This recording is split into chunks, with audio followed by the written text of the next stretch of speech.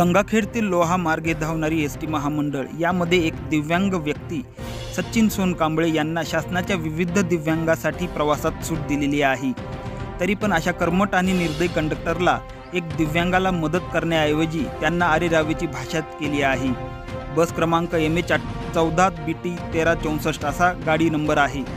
तरी राज्य महामार्ग व ST महामंडळ अशा कर्मठ आणि निर्दयी कंडक्टरवर कारवाई करून दिव्यांगाला न्याय द्यावा अशी दिव्यांगाची मागणी आहे।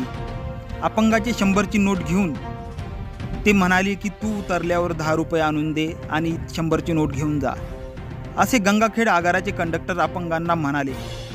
एकीकडे सरकारने सांगितलं आहे अपंगाला राखीव जागा उपलब्ध करून देण्यात यावी, असे मुंबई जनसंपर्क अधिकारी महाराष्ट्र राज्य मार्ग परिवहन महामंडळ यांनी पत्र काढलेले आहे।